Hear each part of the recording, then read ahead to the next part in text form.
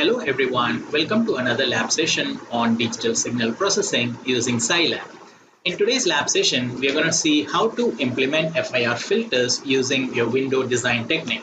So for, in lecture videos, we have seen in detail on this design derivations. So here, I'll just introduce you briefly about this window design, and then we'll see the programming in Scilab and how to do this. So let's get started. So what we have here is your FIR window filter. So basically it states that your FIR filter has long side lobes, and in order to keep it very precise and compact, you use a window to truncate the portions after this window. So what basically happens here is this white dashed line represents the window, and the red line inside represents your FIR filter H of n. So whenever you multiply this with W of n, so these will disappear, right? Because this is 0 here for W of n. So when you multiply with 0, your H of n disappears, and you get only the area or the region inside this box. And that is the main intention of using a window design, to keep your FIR filters very precise and narrow and to the point where you need them. So that is how your window design works. And now the types, we have different types of windows. We have rectangular window, we have Hanning window, we have Hamming window, and we have Blackman window. We have Kaiser window, which is a much complex, which is a little more complicated design, but we are not going to see today about Kaiser window, as it is not. So we are only saying these four windows: rectangular, Hanning, Hamming, and Blackman window. So the equations for these windows are given here. So as you can see, your rectangular window is just 1, so it doesn't have, as long as the amplitude is 1, it is the same as your traditional FIR filter H of n, because multiplication with 1 is not going to do much, but except the range. So the rectangular filter will make sure that your FIR filter is operated only from this minus n minus 1 by 2 to plus n minus 1 by 2. So it doesn't go outside this box. That is the intention of making this window design. So the next is your Hanning window, and in Hanning window we have a cosine shape, we have a sinusoidal window, and you all know that sinusoidal window are so much advantageous than your rectangular window, because they produce less ripples and they are very much the region, in this sharp boundaries you get additional ripples. The ripples induced in the FIR filter tends to increase. Then when you have the sinusoidal side lobes, the ripples in your FIR filters towards the transition regions gets less, or it doesn't induce any additional ripples than what is already existing in your FIR filter. So we always prefer this windows, that is the sinusoidal shaped windows. And here we have a raised cosine window. We call this as a raised cosine window, and that is what this is. And your Hamming and Blackman window are again using the sinusoidal functions, as you see, and they are again preferred. So we are going to see the programs for all of these in Scilab today, and this is the design equation that I have with me. So today's Scilab is going to be using the Scilab function. So we are not going to write the programs for these windows for today's lab. For the next lab, so the lab following this, I'm going to show you how to do that by writing the code. Good. So let's get to the program today. So the program we have here is linear phase FIR filter using your WFIR function. So your WFIR function in Scilab, it generates a window FIR H of n. So it already, it generates your window FIR filter HWN, which is equal to H of n into W of n. So it gives you this directly. So we will not have to do that part. So we'll be using that function. So let us see how we can do it. So I'm going to clear my memory variable, clear command and workspace. So these two commands will make sure that happens. Then I have my time axis for my continuous time signal, which is T minimum is equal to 0. And then you have your T max equal to 1. So that is the minimum and maximum time duration. And then I'm going to take 256 linearly spaced points between 0 and 1. So the reason for choosing 256 points is because there is a reason to this, because I don't know, it's given in this. Scilab gives a 256 point filter because your FIR filter design in Scilab. So your FIR design in Scilab you gives output filter of length 256. Good. So this is why I have precisely used 256 here. Okay, then coming to our FIR filter. So I can have four types of filter. I can have a low pass filter, I can have a band pass filter, I can have a high pass filter, and then I have a band reject filter or a band stop filter, and these are the strings that are used in my Scilab function. So if I use the string LP, then the Scilab understands that is a low pass filter. No, the Scilab has to give me a low pass filter, and if it is a BP, the Scilab has to give me an FIR band pass filter, and so on.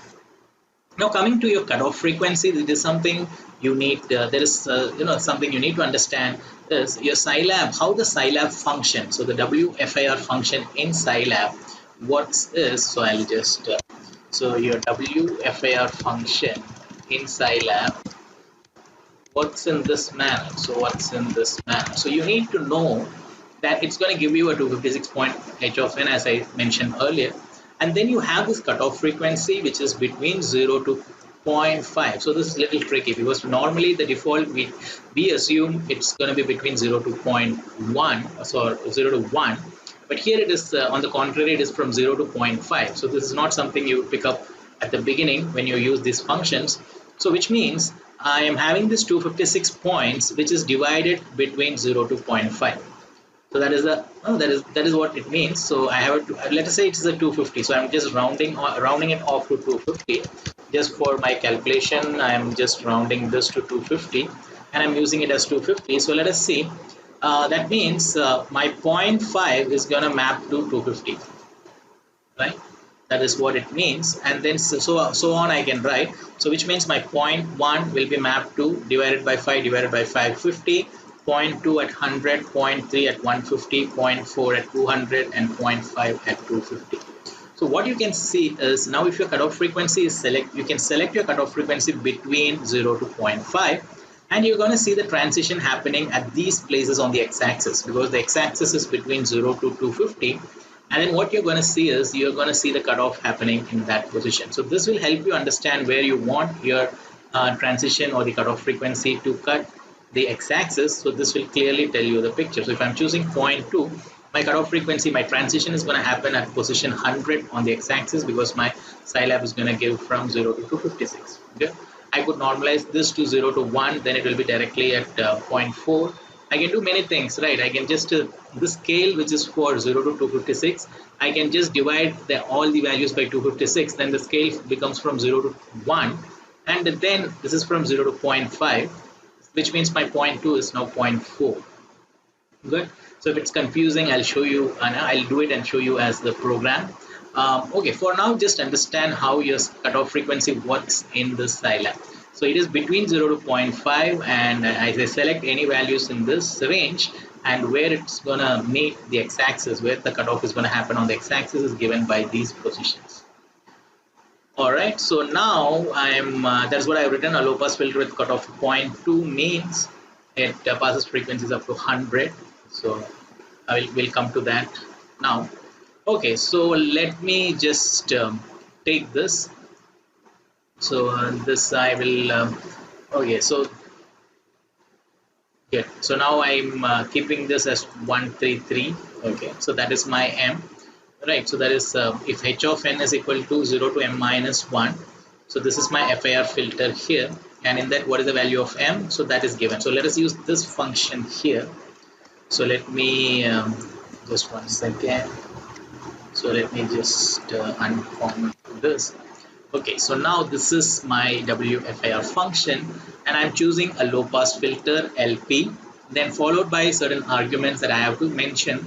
So my 133 is going to be m, so that is my h of n. So my n is going to be from 0 to m minus 1.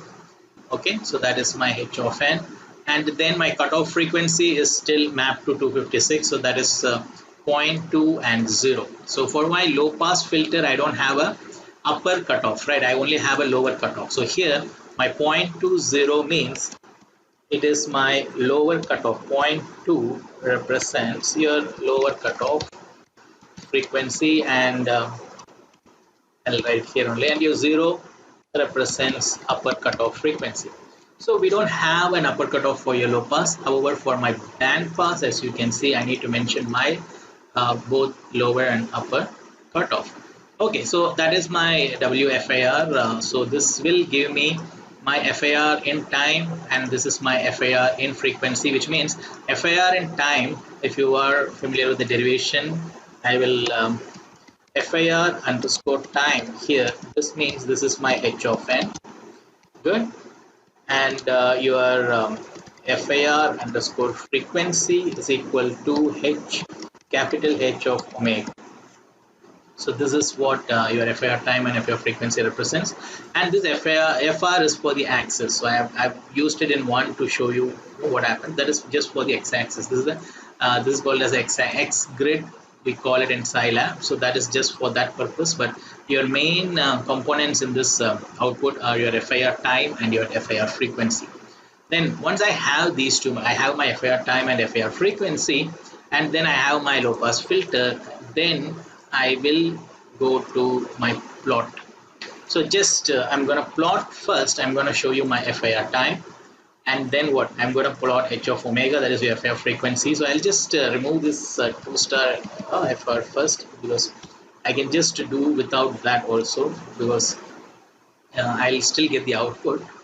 And let me just what I'll do is for now I'll just disable this, and then I'll run it and show you.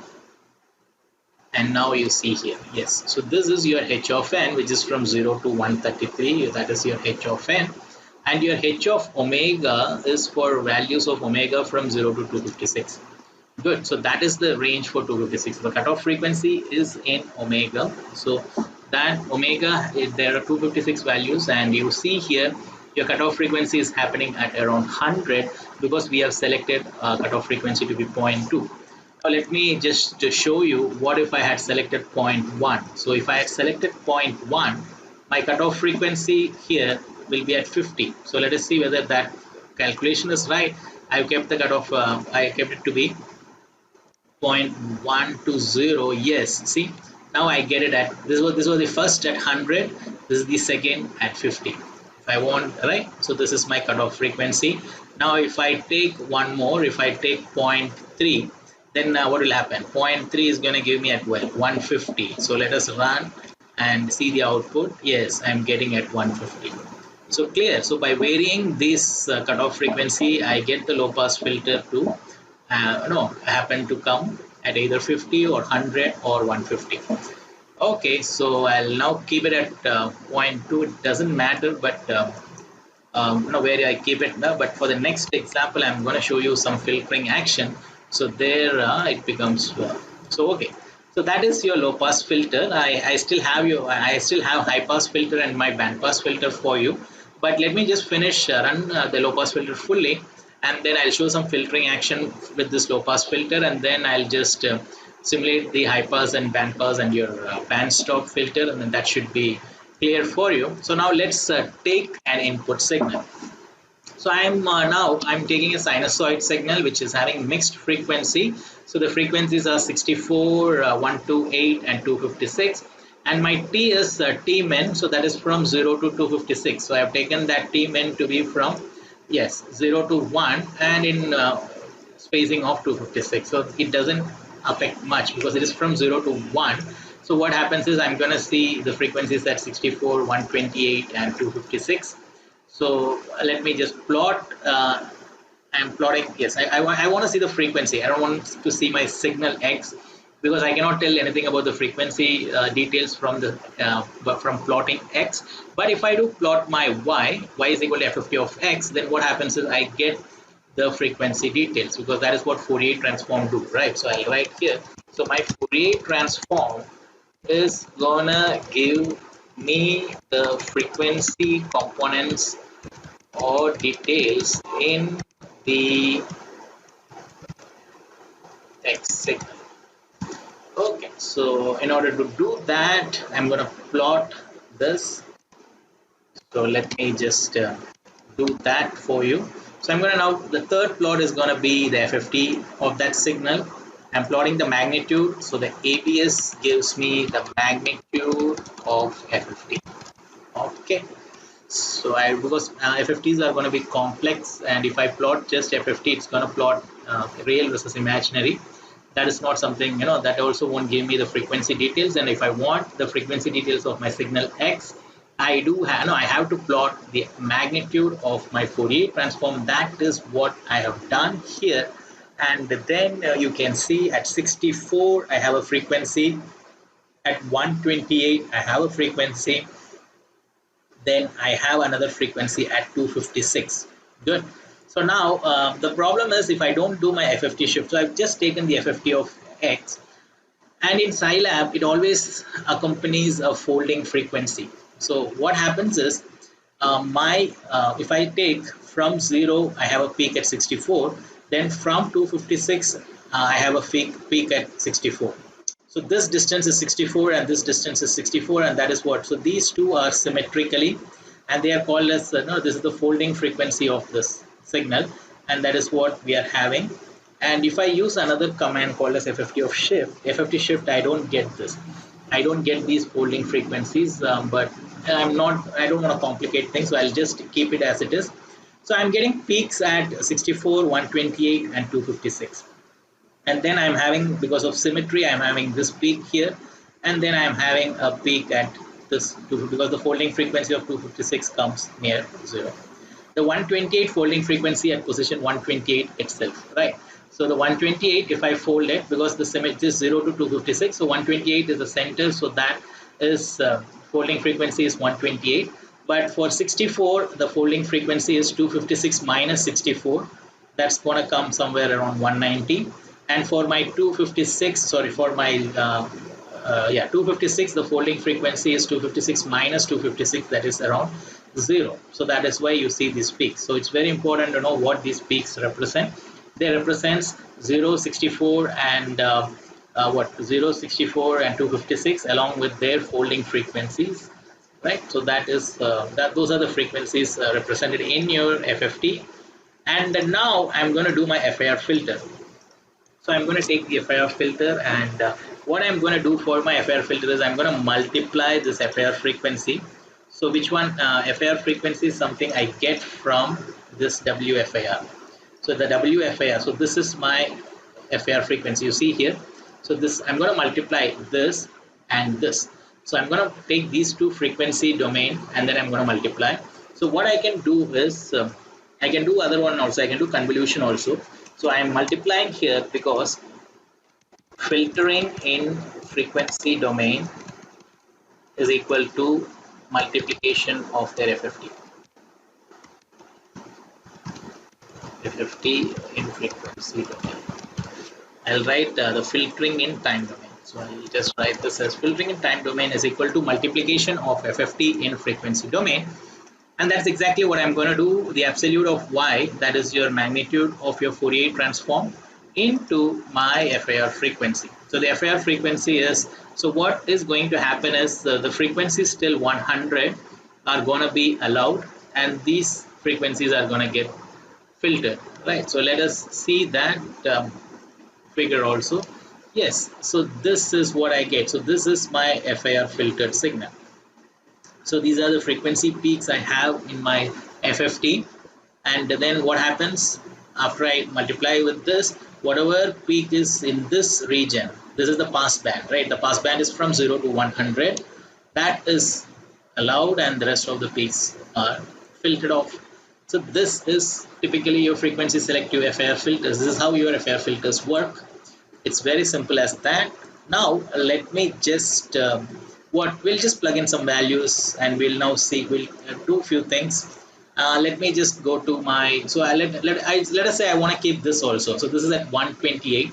So I want to keep my 128. So which means I'll take 0.3. So if I take 0.3, the cutoff will come at 150. So which means that will make sure that 128 comes in the pass band. So I'll have my 128 in the pass band. So let me just overplot on this one, and now you will see another peak. Good. So what happened was I increased my passband from 100 to 150, and that makes sure that this is also, this peak at 128 is also used in, and it is retained, and the rest of the peaks are getting filtered. Good. So that is your low pass filter. This is from 133. I can keep this also as 256. It doesn't matter. So I can make it as 256 if it is confusing for you. And then this 0 to 256, I'll just plot fresh for you. And now your FIR also is from 0 to 256, and you get the same result.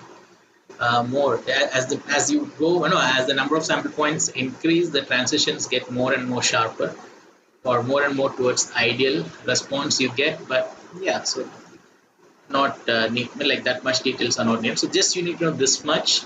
Now let us come to our the next set of filters, which is, this is the low pass filter. So I'll just comment this. Let's do your high pass filter. So now I'm going to do my high pass filter.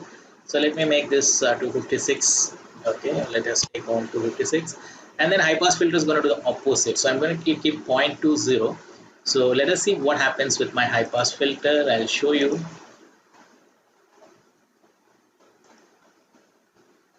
So I am getting an error. Just quickly I'll fix. Okay, must be odd. Okay, so I'll just, for high pass filter, okay, I'll keep it as 255. This should work. It's just a syntax of your FIR function. Okay, good. So now this is your high pass filter. See, and now it does the opposite. So in your low pass filter, keeping this as 0.20, the first two peaks were retained and remaining peaks got filtered. Here, the first two peaks are getting filtered and the remaining peaks are getting retained. So that is a high pass filter and the low pass filter complement each other. So if I make this 0.3, then what will happen? This also will get disappeared, right? So if I make this 0.3, it just says that after 150, whatever peaks are there, you retain them, and before 150, whatever frequencies are there, you just filter them. So I'm going to make this as this, and then I may have to redo the plotting. I got to use CLF, but yeah. So this, I just wanted to show some overlapping figures, so that's why I didn't keep that. See here, these are the two peaks. All the other peaks get filtered. So this is your high pass filter. Good, done. So let's do the next one is your band pass filter. So your band pass filter here, I'm keeping it as 0.2 and 0.4. So which means my 0.2 is at 100 and 0.4 is at 200. So between 100 and 200, it's gonna allow all the frequencies. Right, so which means between 100 to 200, I have only these two peaks. So which means my bandpass filter is gonna keep these two peaks and it's gonna filter all the other peaks out. So let us see whether that is the case. Yes, see, it's gonna keep these two peaks because the pass band is between 100 to 200, and then the other peaks are getting filtered. So this is your bandpass filter, and then I'm going to do my band stop. So band stop is going to complement your band stop filter. So I'll just come to this. I'll make this comment this, and what was I think it's SB for band stop. The command is SB. So it's going to do the opposite. So when I do this as a band stop filter, what will happen is these two peaks will disappear and all the other frequency peaks will be there. So it's just the opposite of your band stop. So if I do this, yes, see, so this is my band stop filter, and what I see is the peaks at 128 and 190, they disappear, and then all the other peaks are retained. So this is how you generate a signal with multiple frequencies, and you can do frequency selections just by tuning your FIR filter. See how good, how advantageous your FIR filter is. So now this is the what I'm the voice, and I'm recording this using a mic, and I will have some hissing sounds because my fan is on at the background, or if I have some other people or some some sounds coming from my background, these are gonna appear as sharp or high frequencies, right? This hissing sound, this noise. And then what I can do is after I record this audio, I can just use an FIR filter because I'm recording this audio and I'm saving it as a digital file. I just load it into my DSP program, And then what I do is I just keep only the frequencies. I know my voice frequency is going to be in kilohertz, so I'll just keep only the kilohertz frequencies. And if there are any frequencies in the outside kilohertz range, I'm just going to filter it off. And that's going to automatically get rid of the noise or hissing sounds and other background sounds that that are picked up by microphone while recording your audio. See, that is just one of the very basic things you can do, and that is how efficient that is. That's going to make your voice sound so clear, and it's going to enhance the your voice audio. And the next thing you can do is you can emphasize on certain frequencies. Suppose your low frequencies, let us say like your voice is modulated with low frequencies and high frequencies, and suppose you want to take the low frequencies and you want to do some enhancing to it. You can either increase the amplitude or increase the energy of the signals in the low frequencies. You can do that. You can just apply some smoothing to your high frequency voice. These are the bass, treble operators that you have.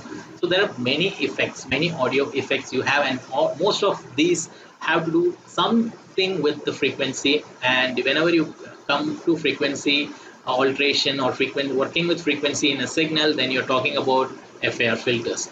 Right, so improving means definitely FAR filters. Getting the frequency analysis means you're using the Fourier transform. So that is about FAR filter in today's lab. In the next lab, I'm going to talk about, I'm going to code this WFIR. So we're going to see the WFIR, how to write the program for your WFIR, and how to do the same things that we have shown here in terms of your code. Fine, see you in the next lab. Thank you.